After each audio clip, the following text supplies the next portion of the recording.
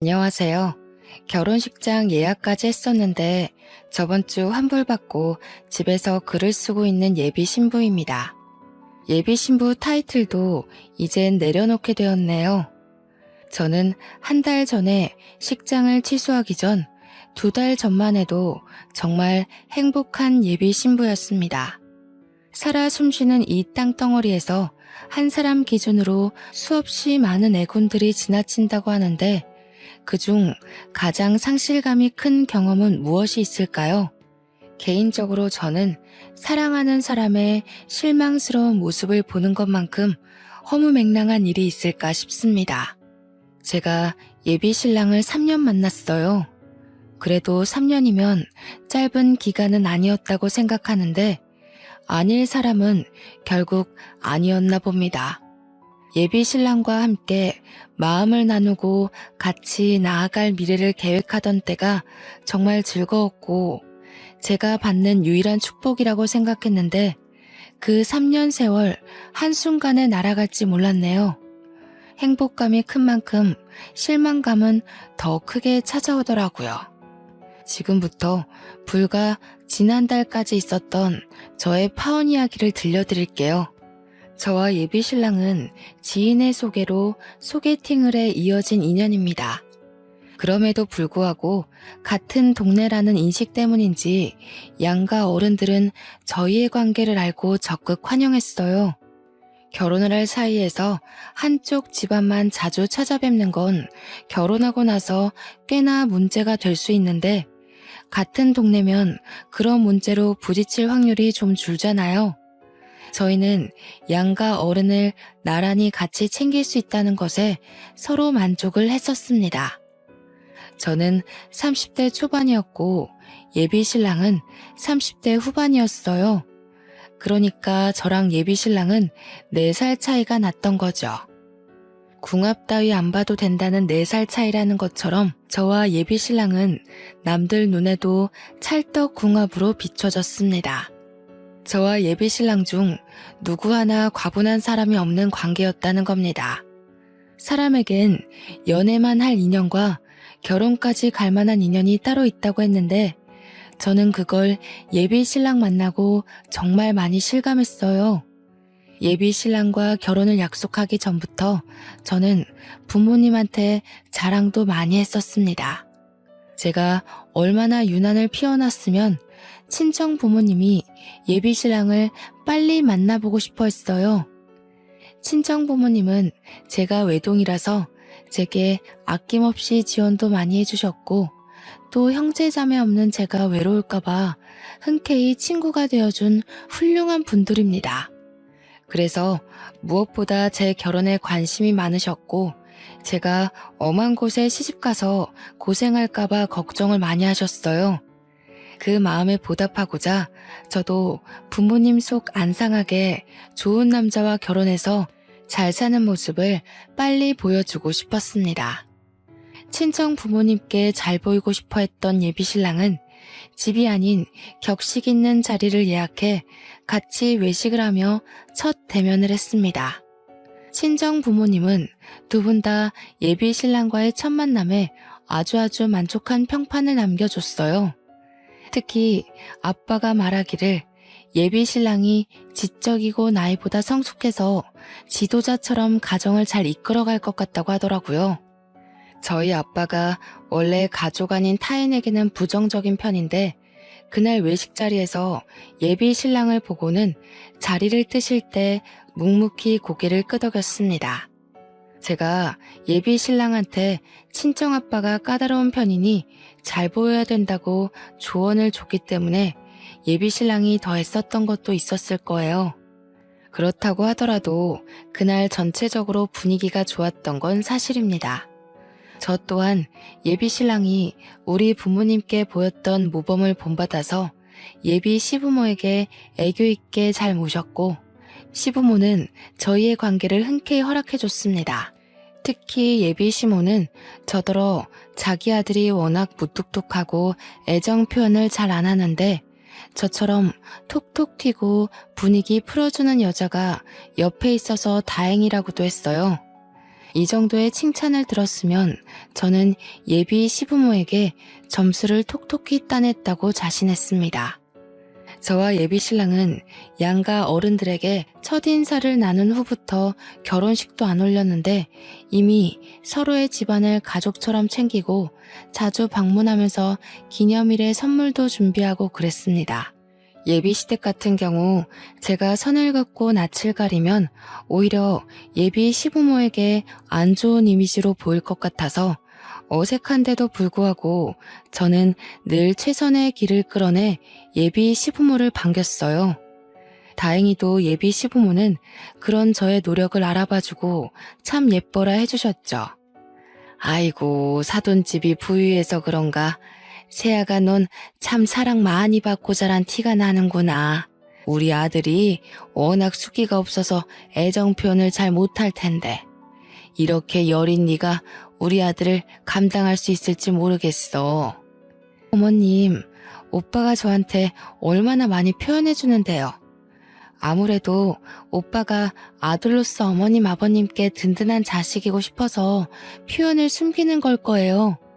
오빠가 평소에 어머님 아버님 칭찬도 많이 해요. 모르셨죠? 제가 한 번씩 알려드릴게요.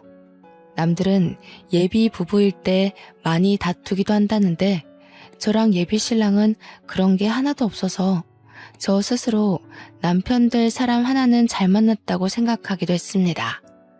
하루빨리 예비 신랑과 가정을 꾸려 토끼 같은 자식들도 3명 정도는 낳아야겠다고 예비 신랑한테 설레발을 치기도 했었고요. 그런데 그 행복한 단꿈이 결혼식장을 잡고 부동산까지 다 알아본 마당에 깨지게 될 줄 누가 알았겠습니까? 제 꿈에 금이 가기 시작한 건 정말 평소처럼 묘한 기류 하나도 없었던 시기에 갑자기 일어난 파동 때문이었습니다. 제가 여느 때와 같이 예비 신랑과 퇴근하던 날이었거든요. 저야 친구들과의 약속이 없으면 예비 신랑과 자연스럽게 퇴근길을 함께 했기에 평소처럼 같이 차를 타고 집에 가던 중이었습니다. 그런데 예비 신랑이 갑작스레 시부모와의 식사 약속이 있다고 하더라고요. 예비 시모가 저희에게 저녁을 사주고 싶다고 식사 초대를 했다고 하지 뭡니까? 예전에 미리 언질이 없었던 약속이라서 갑작스럽긴 했지만 그렇게 밥 얻어먹은 것이 한두 번도 아니고 저희는 갑작스러운 것도 자연스러울 정도로 가족이 되었기 때문에 금방 수긍을 했습니다. 그렇게 찾아간 횟집에서 저와 예비 신랑이 먼저 도착해 기다렸는데 나중에 예비 시부는 없고 예비 시모만이 들어오더라고요. 예비 시모 말이 예비 시부는 내일 일찍 나가봐야 돼서 일찍 잔다고 못 온다고 했습니다. 대신 저희끼리 맛있게 먹고 오라고 카드를 줬다고 했어요. 예비 시부 못 오는 것 정도야 뭐 크게 신경 쓸 만큼 문제는 아니었기에 그것마저도 그러려니 넘어간 시간이었어요. 그 자리를 단순히 밥 한 끼 먹자는 자리라고 생각해 평소 하던 것처럼 마음 편히 예비 시모를 응대했습니다. 살갑고 또 예의 바르게 말이죠. 그리고 문제는 그 다음부터였어요. 예비 시모 먼저 챙기고 예비 신랑을 챙기면서 제 인생에 생각지도 못한 고민이 비집고 들어온 거죠. 제가 예비 신랑에게 오빠 옆에 있는 물통 좀 줘 라고 했는데 그걸 듣던 예비 시모가 갑자기 표정을 굳히고 제 말을 자르더라고요. 아가, 우리 집은 특히 한 다리 건너 어른 친인척이 많다는 거 너도 알고 있지? 지난번 명절에 한번 들려서 몇 분이랑은 인사를 나눴잖니? 네, 그럼요. 그렇잖아도 시골리기 전에 정식으로 찾아뵈려고 오빠랑 얘기 중에 있어요. 아무래도 다들 바쁘시니까 한데 모이시기 어렵겠죠? 언제가 좋을까요? 그 전에 내가 오늘 너를 부른 이유가 있어. 네가 이제 우리 식구가 되는 건데 어르신들이 많다는 건 앞으로 보는 눈도 많을 거란 뜻이지 않겠니? 그러니 너희들 관계도 그만 뚜렷이 하는 게 좋을 것 같구나. 관계를 뚜렷이 하라는 게 무슨 말인지 바로 알아챌 수 있겠습니까? 저는 눈치 못 챘습니다. 제가 제대로 이해하지 못해서 대답을 못하고 있으니 예비 시모가 이번엔 둘러 말하지 않고 직구를 던지더라고요. 근데 그 말이 굉장히 황당했어요. 네가 병은이보다 4살이 어리지 않니? 앞으론 병은이한테 존칭을 쓰도록 해라. 오빠라고 하는 건 어르신들 앞에서도 보기 안 좋을 것 같구나. 뜬금없이 예비 신랑한테 존댓말을 쓰라는 예비 시모의 제안은 저를 벙찌게 만들었습니다. 여태까지 반말을 써왔고 예비 시부모도 저와 예비 신랑이 늘 이런 식으로 친근하게 대화를 나누는 걸 다 봐왔거든요. 그런데 갑자기 존칭을 쓰라뇨? 이미 반말에 익숙해진 사이에서 갑자기 존칭을 쓰라고 한다면 누가 그것에 덜컥 적응해서 쓰겠습니까? 바로 수긍하기엔 좀 많이 불편해서 당혹감을 표현했더니 옆에서 예비 신랑은 한술 더 뜨는 거 아니겠어요? 우리 집이 원래 좀 그래. 엄마도 아빠한테 존칭 쓰고 다른 친척 어른 집안도 여자 구성원들이 남자들한테 존칭 써. 나이 어린 사람이 연상한테 반말 쓰는 걸 예의 없다고 보시거든. 예비 신랑 설명을 듣는데 정말 경악을 안 할 수가 없었습니다. 예비 시모 말을 자연스럽게 받아치는 예비 신랑의 모습을 보니 마치 둘이 짜고 이 자리를 만든 것 같은 기분도 들었어요. 설령 예비 신랑 집안이 그렇다고 하더라도 그 중요한 사실을 그동안 왜 말 안 했는지 배신감까지 들더라니까요. 우리가 만난 지 3년이나 되었고 몇 번을 양가 집안에 왔다 갔다 했는데 그런 말은 미리 해줬어야 되는 거 아닙니까?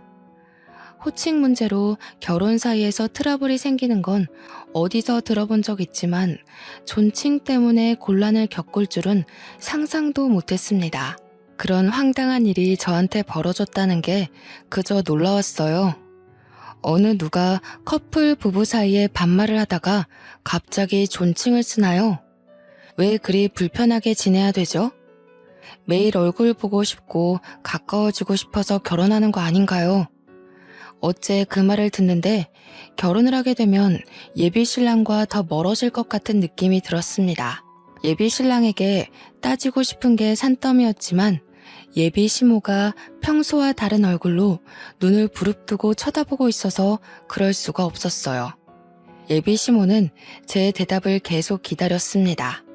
계속 제게 존칭 문제로 조언인 척 잔소리를 하시는데 제가 알던 엄마 같은 예비 시모가 맞나 싶더라니까요. 결국 저는 예비 시모 제안에 명확한 답변을 못하고 어영부영 그 자리를 마무리했습니다. 예비 시모는 차를 타고 자리를 뜰 때까지 저한테 예비 신랑에게 존칭을 쓸 것을 강조하고 떠났어요. 정말 식사 때도 밥이 입으로 들어갔는지 코로 들어갔는지 기억이 안 나는데 제대로 먹지도 않은 그 음식물마저 체할 것 같더군요. 예비 신랑이 저를 집 앞까지 데려다주는 동안 말을 안 하고 있다가 집 앞에 도착해서야 저는 그날 일에 대한 입장을 언급했습니다. 오빠, 난 솔직히 어머님 말씀 이해 못하겠어. 어느 누가 커플끼리 존칭을 써. 그리고 여자만 남자한테 존칭 써야 된다는 것도 이해가 안 돼. 이건 예의랑 다른 문제라고 생각하거든. 솔직히 좀 성차별 같기도 하고.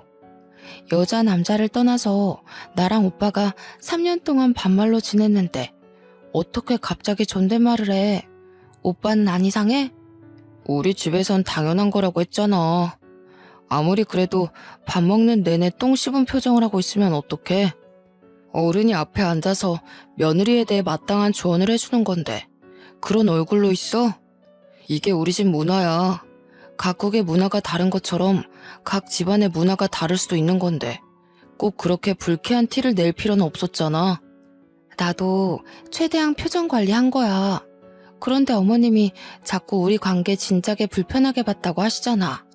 오빠 말대로 집 문화가 달라서 나는 그렇게 살지 않았는데 갑자기 그렇게 시키면 내 입장에서 곤란한 건 당연하지 않아?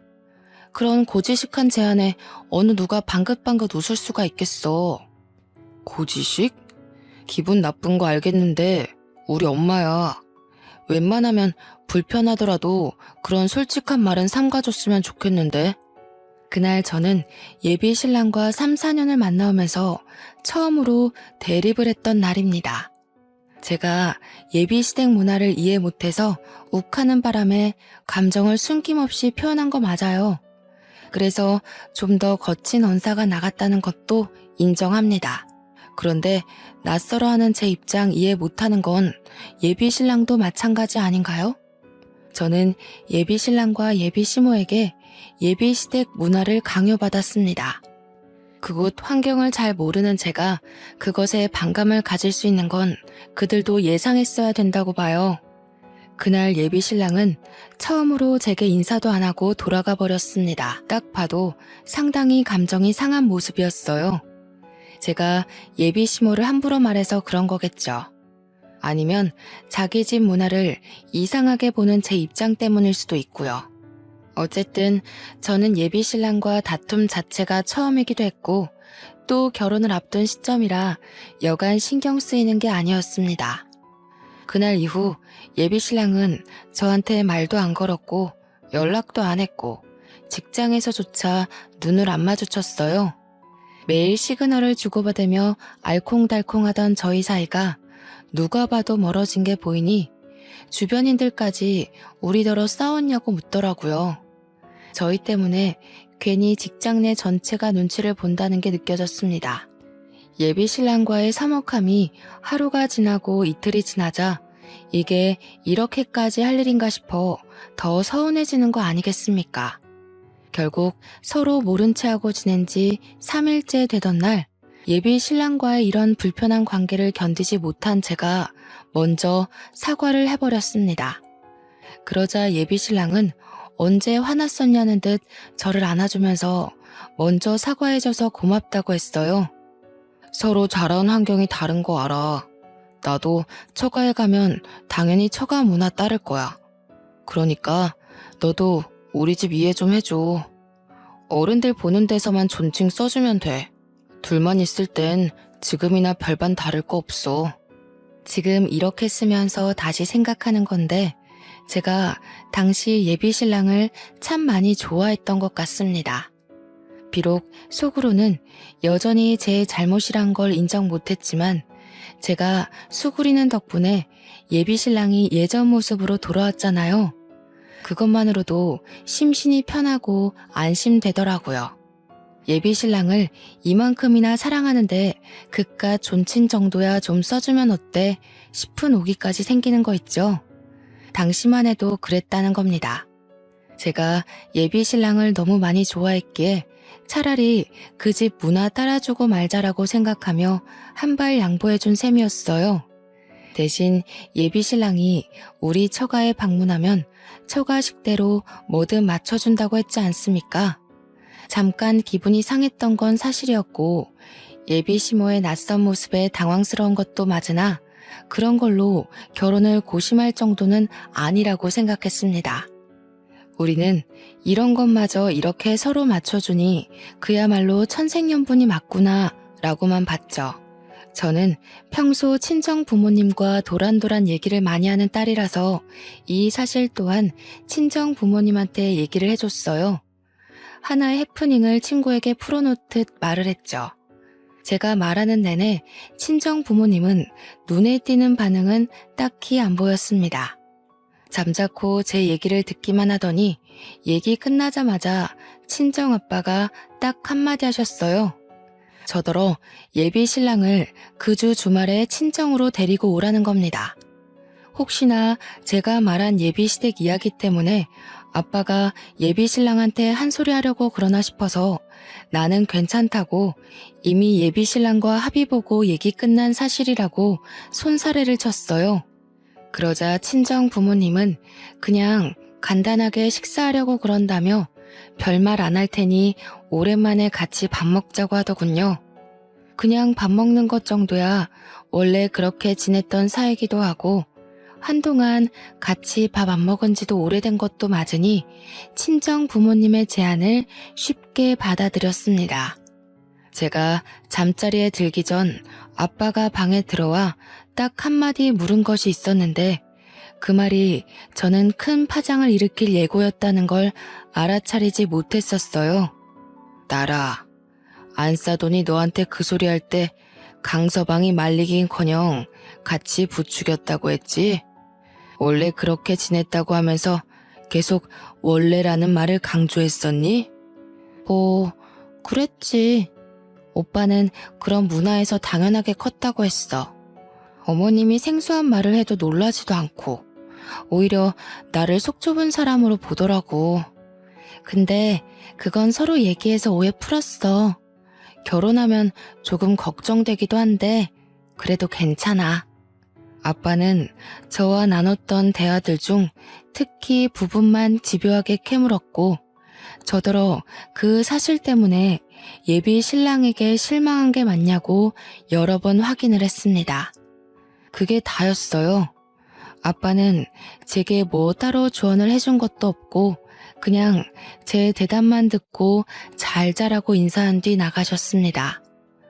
아빠 표정이 안 좋은 것 같아서 개인적으로 신경이 무척 쓰였는데 엄마도 별다른 말을 제게 얹으려 준 것도 아니라서 그냥 그러려니 넘겨야 했어요.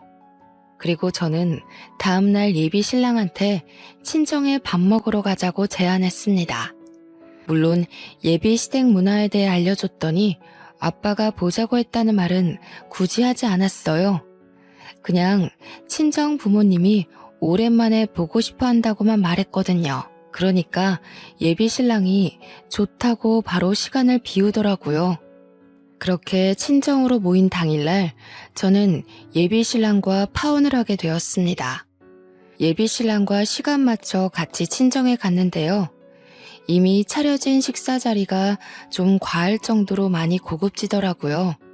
이 말은 제가 이제야 언급하는데 사실 우리 집이 시댁 형편보다 조금 더 나은 살림이었습니다. 그러니까 저희 친정은 대출 하나 없는 현금 자산만 가지고 있었지만 시댁은 대출을 좀 많이 끼고 있었어요. 저희 부모님은 부모님 명의로 된 건물도 한 채가 있는데 그것도 융자금 하나 없이 아주 깔끔하게 세주고 있거든요. 그렇다고 시댁이 뼈저리게 가난한 건 아니었고 식구들이 먹고 사는 데엔 지장이 크게 없는 정도? 그렇지만 당장 대출 빚을 다 갚을 수는 없는 정도라고만 알고 있습니다. 시댁 사정 생각한 것도 있지만 저희 친정 부모님은 평소에도 어디 나서서 형편을 드러내는 사람들은 아니었어요. 저희도 예비 신랑을 초대해 집에서 밥을 먹을 때면 남들과 같이 비슷하게 집밥처럼 먹곤 했습니다. 그런데 그날만큼은 달랐다는 거예요. 정말 숟가락 하나도 10만 원이 넘는 고급 커트러리를 내놓았다니까요. 처음 보는 가정 식탁 분위기에 당황한 저는 그 분위기에 넋을 놓았는데 정작 예비 신랑은 표정 변화가 없었습니다.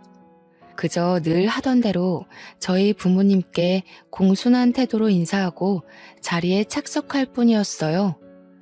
레스토랑 못지않은 요리를 보면서 제가 감탄을 금치 않으니 거기서 손님은 예비 신랑이 아니라 오히려 저였습니다. 친정 부모님은 식사로 모자라 평소 입에 잘 되지도 않는 와인까지 준비를 해줬는데요. 제가 와인을 잘 먹진 못하지만 아빠가 사람 대접한다고 몇 번 와인 주문하는 걸 본 적이 있거든요. 그때 70만 원대 와인을 보고서 무슨 술 한 병이 그렇게 비싸냐 하고 아빠한테 궁시렁거리기도 했었어요. 그런데 그 70만 원대 와인이 그날 아빠 손에 들려있는 거 아니겠습니까? 저희 아빠 돈 헤프게 쓰는 사람 아닙니다.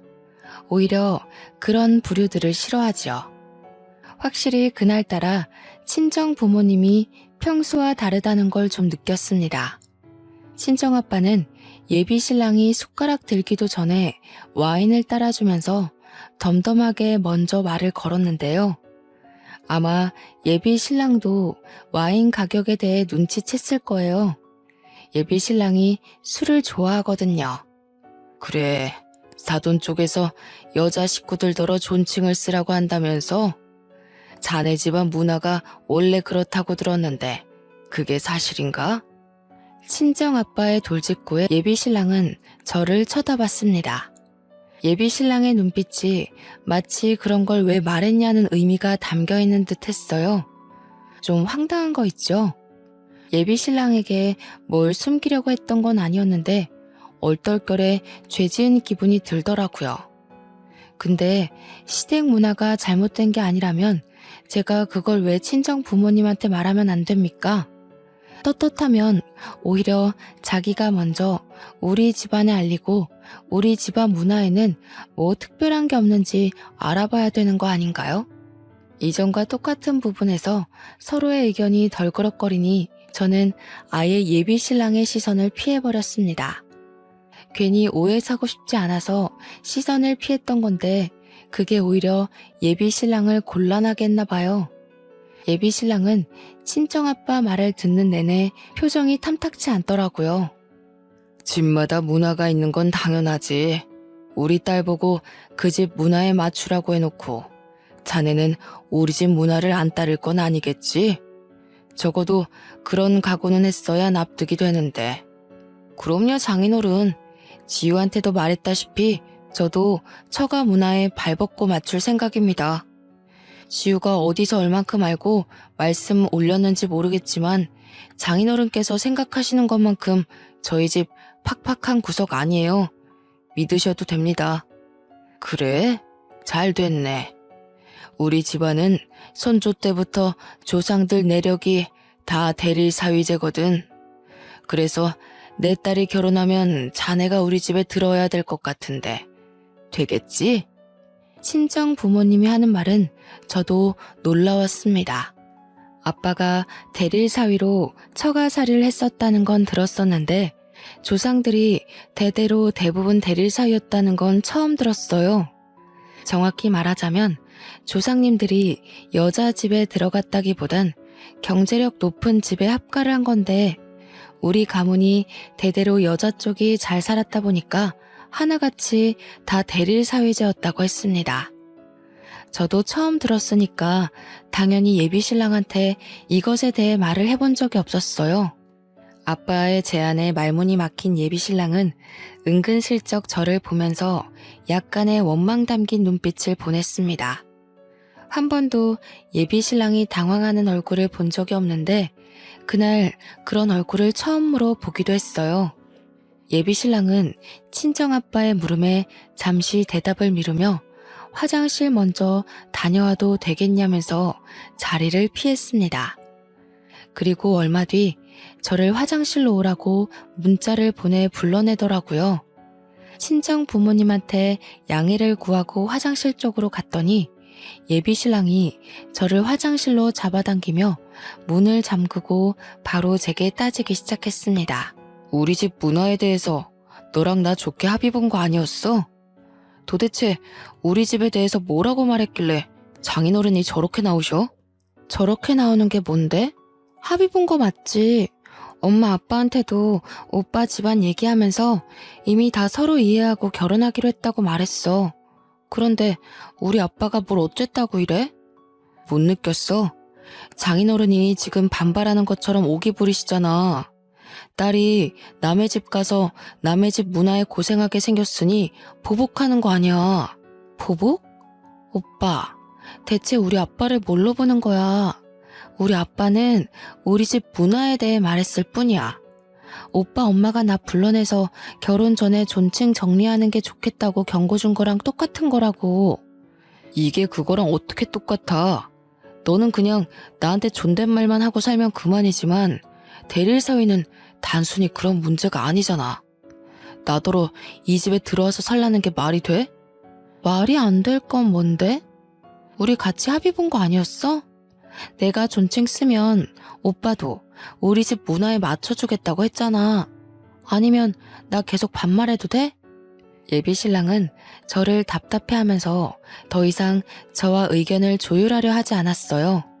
저더러 대신 아빠한테 가서 자기 대릴 사위는 절대 못한다고 말하라고 명령조로 지시했습니다. 그러면서 덧붙이는 말이 이미 예비 시댁 쪽에서 합가를 생각하고 있다고 제가 시댁에 들어가야 된다고 하는 거 아니겠어요? 무슨 소리야? 우리 분가하기로 했잖아. 그래서 부동산 알아본 거 아니었어? 존칭 가지고 사람 정신없게 해놓은 거 얼마나 됐다고 또 이래. 시댁에 들어가서 살아야 된다니? 분가할 거야. 하긴 할 건데 그래도 3년 정도는 시댁에서 살고 나와야지. 며느리면 이제 시댁 쪽 사람 되는 거나 마찬가지인데 시댁 들어가서 적응하고 어울리는 건 당연한 순서 아니야? 오빠네 집에서 하라는 건 다 당연한 거고 우리 집에서 대릴 사위 하자는 건 말도 안 되는 제안이야? 좀 너무하다고 생각하지 않아? 생각해보니까 결혼 날짜 가까워질수록 점점 오빠네 집에서 나를 끼워 맞추려는 것 같아. 답답하게 또 왜 이래.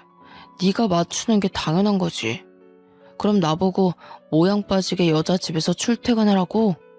예비 신랑이 호소하듯 내뿜은 말들 중 유독 마지막 말이 제게 다소 충격을 주었습니다. 여자 집에서 출퇴근하는 게 모양이 빠진다는 말, 어떻게 이해해야 되는 거죠? 그 말을 듣고 그저 할 말을 잃어서 멍하니 예비 신랑을 바라보기만 했네요. 예비 신랑한테 정이 뚝 떨어지는 바람에 이미 지나보냈던 실망스러운 모습까지 다시 생각나 2배로 미워 보였습니다. 예비 시모가 저보고 예비 신랑한테 존칭 쓰라고 할 때부터 눈치를 챘어야 하는데 제가 둔했던 거죠. 이래서 콩깍지가 무섭다고 하는가 봅니다. 예비 신랑은 저를 계속 등 떠밀며 나가서 당장 대릴 사위는 안 된다고 말하라며 재촉했습니다. 예비 신랑 힘에 떠밀려 화장실 밖으로 쫓겨났는데 그 앞에 친정 부모님이 서 있더라고요. 저도 깜짝 놀랐지만 예비 신랑은 더 놀랐던 건 저를 잡고 있던 손을 황급히 놓더라니까요. 그날 예비 신랑의 깨는 모습을 여러 번 봤는데요. 화장실 앞에서 본 예비 신랑의 얼굴은 제가 알던 리더십 강한 모습과는 다르게 멍청하기까지 했습니다. 기가 차서 뒷골이 당기네. 술이 된 것도 아니고 멀쩡한 정신인데 이 모양이란 말이야? 내가 우리 딸을 얼마나 귀하게 키웠는데 정신머리 썩어 빠진 녀석한테 보낼 수가 있나?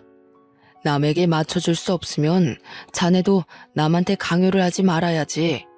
가서 사돈들에게 전하게. 그 가짜는 문화 때문에 더는 상종 못하겠으니 이 결혼 파토낸다고. 장인어른, 어디서부터 들으셨는지 모르겠지만 저희 집 뜻은 그런 게 아니고요. 어린 사람이 윗사람한테 존대하는 건 당연하잖아요. 그래서 돈 없는 사람이 돈 있는 집에 들어오는 것도 당연한 게 아니겠나. 그리고 부부끼리 위아래 사람이 어딨어? 자네 부모님이 썩어 빠진 생각을 가지고 있다고 해도 자네만큼은 아닌 게 아닌 줄 알았어야지. 그렇게 존칭을 받고 싶으면 길거리 나가서 띠동갑 어린 아가씨들이나 찾아보던지. 우리 딸이 그러고 사는 꼴은 내 절대 못 본다. 할 말만 하고 돌아서는 친정아빠를 예비 신랑이 급하게 뒤쫓았으나 친정아빠가 손을 올리는 바람에 먹어서 더 말하지 못했고 예비 신랑은 그대로 집에서 쫓겨났습니다. 밖에서 초인종을 누르고 문을 두드리는 예비 신랑이 신경 쓰였지만 저도 배웅을 나가진 않았어요. 그러니 예비 신랑한테 전화까지 오더라고요. 부모님이 예비 신랑 상종하지 말라고 한 것도 아닌데 그날따라 예비 신랑이 크게 좀 깨달았으면 좋겠다는 생각이 들지 뭡니까? 저는 그대로 폰을 꺼버린 뒤 남은 시간을 친정 부모님과 함께 했습니다. 그리곤 부모님께 예비 신랑을 대신해서 무례했던 그의 행동을 사과드렸어요. 친정 부모님은 제가 자신들을 원망하더라도 예비 신랑만큼은 떼어놓아야 되겠다고 생각했다면서 제 동의도 구하지 않고 마음대로 일을 벌여서 미안하다고 오히려 제게 사과를 하더군요. 곰곰이 생각해보니까 왜 우리 가족이 예비 신랑 문제로 이렇게 머리 아픈 일을 겪어야 하는 거지 싶어서 억울하더라고요. 물론 이 모든 게 저 때문이겠죠. 제가 남자 보는 눈만 똑발랐어도 우리 부모님이 이런 수모를 겪는 일은 없었을 텐데 말입니다. 결혼하기도 전에 이미 예비 시댁에 실망을 했고 예비 신랑한테도 두 번째 실망을 했는데 여기서 계속 결혼을 진행하는 건 어리석은 짓이 아니겠습니까? 예비 신랑에 대한 감정이 완전 죽은 것은 아니지만 미련이라고 보기에도 애매할 만큼 제 마음은 더 이상 예비 신랑에게 흔들리지 않았어요. 저 또한 부모님 말씀대로 파혼을 하는 게 맞다고 생각했습니다. 한 번은 실수로 눈 감아 줄 수 있지만 두 번 실수를 눈 감아 주는 건 그냥 호구나 다름없잖아요. 저는 결국 예비 신랑에게 파혼을 통보했습니다. 예비 신랑은 그것에 또 피쳤는지 지난 날처럼 회사에서 저랑 눈도 안 마주치고 그 어떤 연락도 안 하더라고요. 직장뿐만이 아니라 우린 어딜 가나 그냥 남남이나 다름없는 사이였습니다. 그런 식으로 나오면 제가 또 못 견디고 먼저 다가와서 사과할 줄 알았나 봐요. 그 부분에서 저는 오히려 예비 신랑이 나를 확실히 호구로 봤구나를 확인할 수 있는 계기가 되었습니다. 제가 예비 신랑을 더 많이 좋아했던 건 맞는데 제 순수한 마음을 그런 식으로 이용하는 걸 보니까 본때를 보여주고 싶은 마음이 생기지 뭐예요. 하나의 단점이 크게 꽂히니 예비 신랑을 알면 알수록 점점 더 정이 떨어지더라고요. 그래서 제가 저질러 버렸어요. 주위 사람들에게 저와 예비 신랑의 관계를 스스럼 없이 밝혔습니다. 파혼했다고 여기저기 소문을 내고 다녔더니 그게 예비 신랑 귀에 들어갔나 봐요. 예비 신랑이 저한테 먼저 말을 걸어오더라고요. 너 정말 나랑 끝낼 생각이야? 무슨 생각으로 파혼 사실을 소문내고 다녀? 아직 우리 관계 제대로 정리 안 됐어. 오늘 마치고 정식으로 얘기하게 기다려. 퇴근하고 얘기 좀 하자는 예비 신랑 말에 거절할까 하다가 무슨 할 말이 남았길래 파혼을 인정 못하고 절절 매는 건지 한번 드러나 보자 싶어서 예비 신랑을 따랐습니다. 퇴근한 뒤에 차에서 기다리고 있다는 예비 신랑의 연락을 받고 그의 차로 다가갔어요. 보조석 문을 열려고 손잡이를 잡았더니 창문이 직 내려가더라고요. 그런데 그 안에 예비 시모가 타고 있는 게 아니겠습니까? 뭐 하자는 건가 싶고 무슨 상황인지 판단이 안 되었지만 묻지도 않고 그냥 돌아섰어요. 저 예비 신랑과 대화를 하러 온 거지 예비 시모랑은 할 말이 없거든요. 그냥 집에 가려고 하는데 차에서 급하게 내린 예비 신랑이 황급히 쫓아와 저를 붙잡았지 뭡니까? 얘기 좀 하자고. 엄마가 너랑 합의 보고 싶다고 만나자 한 거야. 우리 이거 파혼까지 갈 일 아닌 거 알잖아. 처가 어른들께서 좀 많이 화나신 것 같은데 그 부분에 대해서 부모님이랑 상의했어. 그러니까 좀 들어보고 가. 우리 끝난 거 모르겠어? 우리는 지금 파혼을 고민하는 사이가 아니라 이미 파혼을 한 사이야.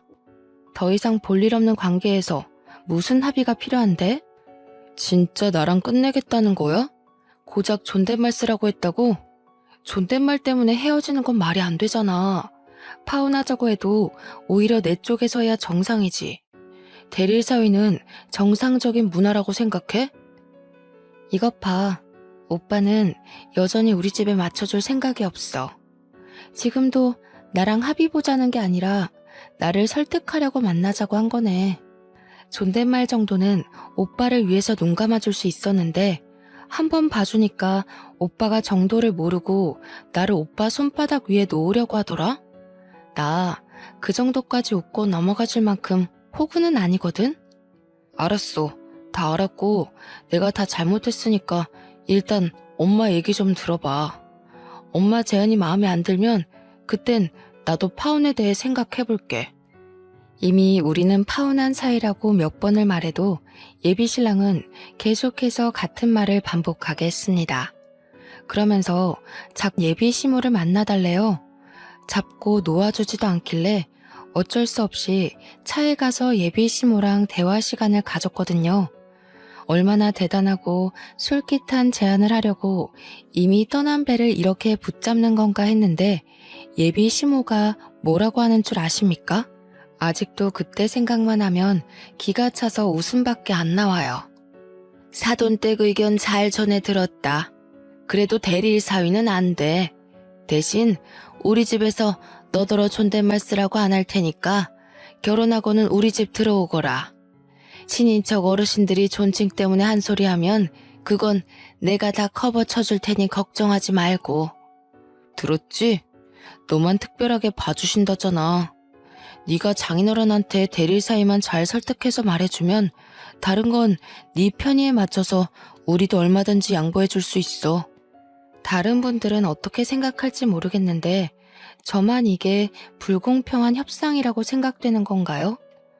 존댓말 안 쓰게 해줄 테니 합가해서 시댁살이든 해라. 지금 말하는 게 이거 아닙니까? 그걸 마치 굉장한 선의를 베푸는 것처럼 얘기를 하는데 예비 시모까지 저를 호구로 보는 거 맞죠? 제가 예비 시모한테 너무 애교 부리면서 헤헤거렸나 봐요. 그렇다고 저를 이렇게 바보로 생각하시는 줄은 몰랐는데 당황스럽더군요. 예비 신랑마저도 제게 대단한 특혜가 주어진 것처럼 자기 엄마 편을 엄청 들길래 어이가 없던 저는 결국 예비 시모에게 따끔한 소리를 해버렸습니다. 역시 존대 안 해도 되는 건데 괜히 고집하신 거였네요. 저희 아빠가 말한 거 어머님 아들내미 입통해서 못 들으셨나 봐요. 어머님 계속 그렇게 이기적으로 구시면 평생 제대로 된 며느리 보기 힘드실 텐데. 요즘 어떤 며느리가 시어머니 손맛에 맞게 주물러지나요? 뭐? 너라는 꼰세가 왜 그러니? 우리 아들이 너더러 아직 철이 없다고 하긴 했다만 이 정도로 어른한테 생각 없이 말하는 줄 몰랐네. 누가 뭘 주물 보니까 뭐 고분고분 시부모 공양하며 살 며느리 구하려나 본데 막말로 그쪽 집안이 명문가 집안이기래요. 대기업 사장 집안이기래요. 가진 것 하나 없으면서 바라는 것 많은 이기적인 마인드로 어떻게 새색시를 구하려나 몰라. 한번 갔다 온 여자나 등쳐먹으려는 여자면 그런 고지식한 집안 눈 감고 들어갈 수는 있겠네요. 너 지금 엄마한테 무슨 말버릇이야. 협상 조건이 마음에 안 들면 안 된다고 말을 하던가. 엄마가 너 생각해서 큰 마음 먹고 찾아오기까지 했는데 이게 무슨 무례야? 두 분 보니까 참 큰일이다 싶네요. 귀한 장남 나이가 내일 모레 40인데 시댁 집안이 아들 장가 보낼 미처는커녕 빚만 수두룩해서 어째요? 존대 받아야 되는 아드님 평생 노총각으로 살다 가야 되는 거 아닌가 모르겠어요. 어디 방송이나 나가보세요. 공개 구혼이라도 해야 결혼 근처는 가볼 것 같은데요. 예비 시모가 제 말에 화가 나서 벌벌 떨기까지 했는데요. 저더러 원래 이렇게 무서운 애였냐고 악을 지르는 말에 네네 그렇다고 말해주고 그냥 차 안에서 내려버렸습니다. 그 장면만 본다면 제가 건방졌다고 생각할지 모르지만 제 상황을 전반적으로 아는 사람이라면 되레 그들을 더 혼쭐내주지 못해 아쉽다고 말하지 않을까 싶네요. 저를 따라 예비 신랑이 당장 쫓아오려고 했지만 예비 시모가 자존심 때문인지 자기 아들을 못 가게 붙잡더라고요. 엄마가 붙잡는다고 못 쫓아오는 예비 신랑 행동도 뒤늦게 생각해보니 웃겼습니다. 거의 40이 다 되었는데 엄마가 시키는 대로 잘도 따르는 아들이더라고요. 그런 사람인 줄 왜 몰랐는지 아직도 제 자신이 이해가 안 됩니다. 작년까지만 해도 제게 예비 신랑이란 사람은 과묵하고 본업에 열중하면서 매사에 지도자 자격이 있는 사람이었거든요. 우리 사이에 금이 가기 시작한 이유는 그놈의 존칭 때문이었는데 처음 그 말을 들었을 땐 황당하고 화가 났지만 시간 지나서 생각해보니 예비 시모가 저를 구제해준 셈이나 다름없는 거 있죠. 저와 예비 신랑이 결혼하고 나서 제게 그런 존칭 제안을 했다면 아마 파혼 가정보다 더 피 튀기는 싸움이 되지 않았을까요? 생각만 해도 무섭고 살떨리네요. 그 이후 생활은 놀랍게도 평화로웠습니다. 예비 신랑과는 여전히 같은 회사에서 일을 하고 있어요. 완전 남남처럼 지내고 있고 부서가 달라서 일적인 얘기도 안 하고 있거든요. 새삼 그런 생각이 들더라고요. 우리가 정말 약혼 관계였던 커플이 맞나 싶은 생각이요. 지난 3, 4년의 시간이 일이 단번에 삭제된 것처럼 깔끔하게 지워진 게 좀 신기했습니다. 불행하고 속상하다는 게 아닙니다. 오히려 제게는 작은 변화가 찾아왔어요. 파혼을 하고 나니까 제 주변으로 남자들의 관심이 조금씩 쏟아지더라고요. 물론 직접적인 고백은 없었지만 커피를 사다 주거나 점심을 같이 먹자고 한다거나 그런 관심을 많이 보여줬어요. 이것도 관심이라면 관심이지 않겠습니까? 감사한 마음들이지만 저는 그것에 대한 수줍음보다 조금 다른 감정이 생겼는데요. 남 사원들이 제 주변을 얼쩡거릴 때마다 예비 신랑의 시선이 느껴지는데 그게 꽤나 고소하더라고요. 그렇다고 예비 신랑이 제게 막 다가오는 건 또 아니었습니다. 당분간은 이렇게 서로 거슬리는 존재가 될 것 같아요. 아직 파혼한 지 한 달 남짓밖에 안 되었거든요. 예비 신랑도 서로를 무자르듯 싹둑 자르기엔 아직 이르고 약간의 시간이 필요할 겁니다. 그나마 다행인 건 예비 신랑에게 정남이가 떨어진 저는 예비 신랑을 정리하는 시간이 그다지 괴롭지 않다는 거예요. 세월이 흐르다 보면 제 안에 남은 예비 신랑의 존재가 지나가는 추억으로 웃어넘기는 날이 오겠죠. 파혼을 하게 된 건 개인적으로 아쉽지만 제게 또 다른 좋은 인연이 찾아올 거라고 생각합니다. 일단 모든 게 평화로워진 것만으로도 마음이 편하네요. 이렇게 끝난 저의 파혼은 세상에 정말 별의별 사람이 다 있다는 걸 또 한 번 배우게 된 계기였습니다. 다들 제 사연 어떻게 들으셨는지 모르겠어요. 집중하신 시간만큼 제가 즐거움을 드렸다면 좋겠네요. 그만 글을 마무리하겠습니다. 들어주셔서 감사합니다.